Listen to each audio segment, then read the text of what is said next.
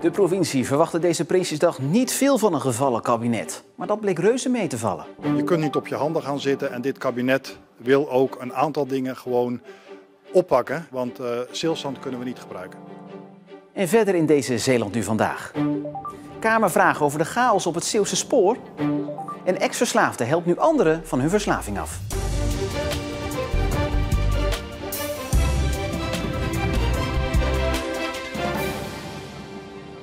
Goedenavond. Het is een dag waar ieder jaar reikhalzend door politici naar wordt uitgekeken. Want op deze derde dinsdag van september presenteert het kabinet de plannen voor het komende jaar en vooral hoeveel geld ze daarvoor over hebben. En we gaan naar Den Haag, naar onze politiek verslaggever Marcel de Kranen, die voor ons de dag daar heeft gevolgd. Ja, Marcel, de belangrijkste vraag. Is Zeeland genoemd vandaag? Nee, Zeeland is niet met name genoemd, maar het ging wel over bijvoorbeeld vitaal platteland, meer samenwerking, regionale samenwerking tussen huisartsen en ook ondersteuning van jonge boeren. Nou, dat zijn toch allemaal onderwerpen waar we in Zeeland wat aan hebben. Dat vonden ook de Zeeuwse bestuurders. Die waren hier samengekomen met hun collega's uit alle andere provincies, hier in het provinciehuis van Zuid-Holland in Den Haag. Leden van de Staten-Generaal. Spitsten de Zeeuwse oren zich vorig jaar nog tijdens de troonrede toen het om kernenergie ging? Dit jaar bleef de koning op de vlakte als het ging om de provincies. Hoewel de slavernij-excuses die dit jaar werden aangeboden door onder meer Middelburg, Vlissingen en de provincie kwamen wel ter sprake. Op andere momenten ging emotie hand in hand met heling en verbondenheid. Zoals dit jaar op 1 juli tijdens de herdenking van de afschaffing van de slavernij. Maar verder moest Zeeland het doen met algemeenheden op het gebied van onderwijs, armoede, veiligheid en energie. Toch trokken de aanwezige gedeputeerden de woorden van de koning naar zich toe. Jazeker, het belang van kwalitatief goed onderwijs. Dat is voor een regio als Zeeland enorm belangrijk. Ook die gezondheid van de mensen, de bereikbaarheid van de zorg. Goed dat er benoemd werd dat wij samen met de gemeente ook de toegangspoort zijn voor de inwoners op het hele beleid. Wonen krijgt echt heel veel aandacht. Dat is mooi om te constateren. Ik ben ook heel benieuwd of dat gaat betekenen in concrete maatregelen. Dus ook hier geldt van welke boter krijgen we bij de vis? Marcel, bij de troonrede hoort natuurlijk ook de miljoenennota, waarin het beleid preciezer wordt uitgewerkt. Stonden daar nog opvallende zaken in voor Zeeland? Jazeker, als je inzoomt op een voor Zeeland belangrijk onderwerp, namelijk de nieuwe kerncentrales, dan zie je dat de besluitvorming daarover gewoon doorgaat. Er is 218 miljoen euro uitgetrokken voor onderzoek naar het openhouden van de bestaande kerncentrale in Borselen en ook naar nieuwbouw van de 2 nieuwe kerncentrales die er komen. Ja, nu is de miljoenennota natuurlijk nog maar net bekend. Zijn er al eerste reacties op binnengekomen?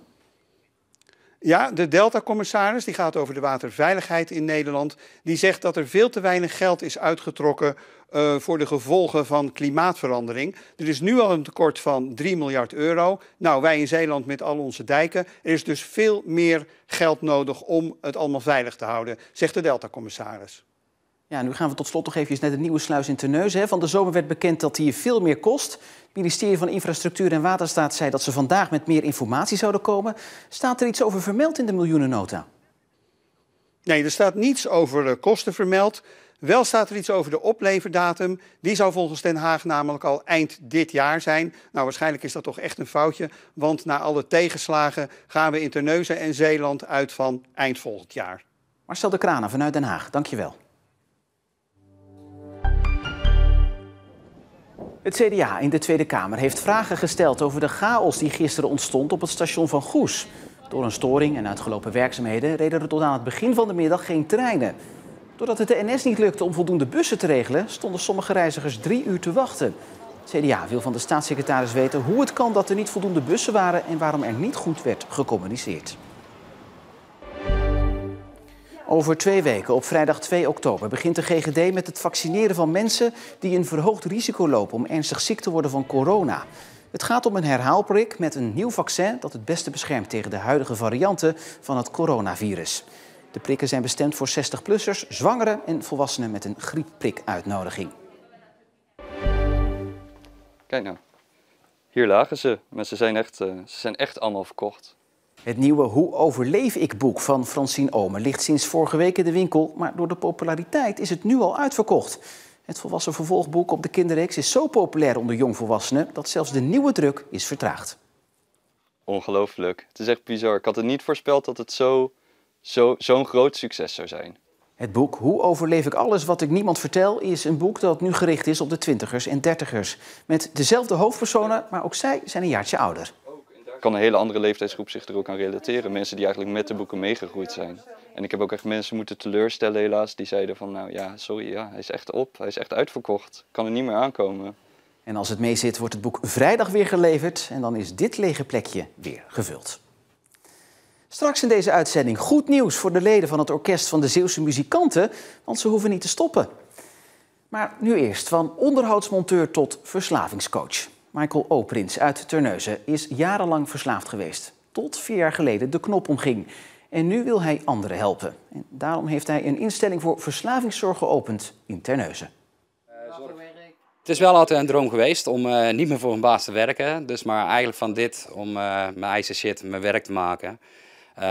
Dat vind ik een heel mooi iets. Iets wat ik zelf heb ervaren. Om daar op een gegeven moment uit te dragen naar degene die er nog een problematiek mee heeft. In de afgelopen jaren heeft Michael meerdere pogingen gedaan om van zijn alcohol- en cocaïneverslaving af te komen. Hij verhuisde er zelfs vanuit Brabant voor naar Zeeuws-Vlaanderen om uit het circuit te komen. Verslaafd iemand, het maakt niet uit waar je naartoe gaat, of je vlucht ervoor of niet. Die verslaving die gaat gewoon als een schaduw met je mee. Het maakt niet uit waar je komt. Ook al emigreer je blijft die verslavingsgevoeligheid, die blijft je gewoon houden. Tot hij inzag dat het zo echt niet langer door kon gaan. Zijn huidige vrouw gaf hem het duwtje in de rug dat hij nodig had. Dat ik haar heb leren kennen. Zij heeft me 2 jaar in actief gebruik meegemaakt. In de laatste 3 maanden van mijn verslaving ben ik op een gegeven moment zo ver achteruit gegaan. Dat ik echt gewoon mijn gesteldheid, lichamelijk, geestelijk, zo ver achteruit was gegaan. Dat ik op een gegeven moment ook geen zin meer in het leven had. En dat is voor mij op dat punt de rock bottom geweest. Iedereen rondom me heen, die zag ik op een gegeven moment verdriet hebben. Vooral mijn eigen dochter, maar ook gewoon mijn partner. En ja, toen had ik zoiets van, de roer moet echt gewoon om. En anders kunnen ze me wegdragen met 6 planken. In een kliniek in Portugal volgt hij een speciaal programma, het 12-stappen Minnesota-model. De laatste stap van zijn behandeling is het doorgeven van zijn eigen ervaring. En dat pakt hij meteen groots aan. Want ik ben er eigenlijk van geschrokken hoeveel verslaving er eigenlijk loopt. Daarentegen, ja, er is ook gewoon een oorzaak van, omdat er gewoon een groot taboe op rust. En dat vind ik gewoon zelf als herstellend verslaafde, zo zou ik het maar noemen, heel spijtig om te zien. Want de schaamte, die overheerst eigenlijk gewoon. Mensen met een verslaving van drank of drugs tot gameverslaving kunnen bij hem terecht voor herstelcoaching en interventies. Maar hij verwijst verslaafden soms ook door naar klinieken in het buitenland.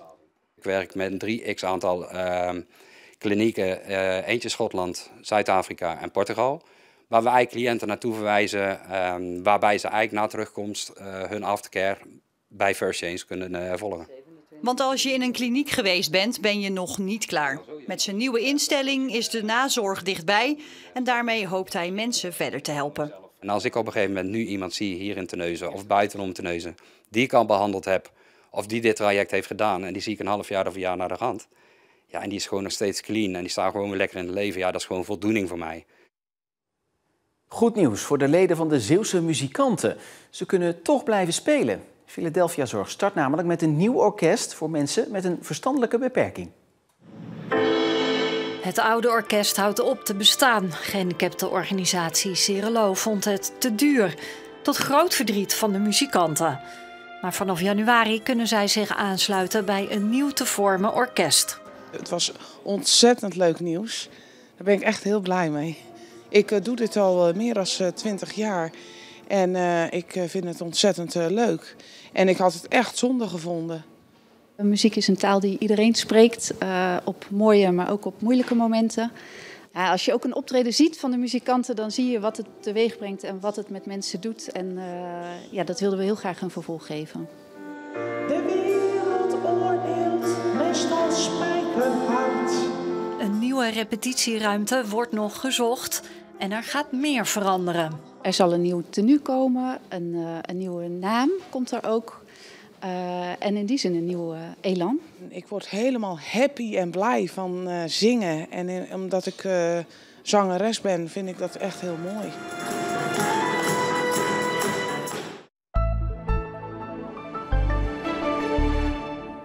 Het was een klein voorproefje van de herfst wat we vandaag kregen. Veel wind, met daardoor ook de eerste vallende takken en bladeren. Die wind die houdt voorlopig nog wel even aan. Morgen opklaringen en vrijwel overal droog bij maximaal 20 tot 22 graden. De dagen erna een grotere regenkans. Donderdag zelfs behoorlijk nat. Vrijdag ook, maar dan wel iets meer zon. Ja, en met dat opbeurende nieuws zijn we aan het einde van deze Zeeland Nu voor vandaag. Alvast een hele fijne avond.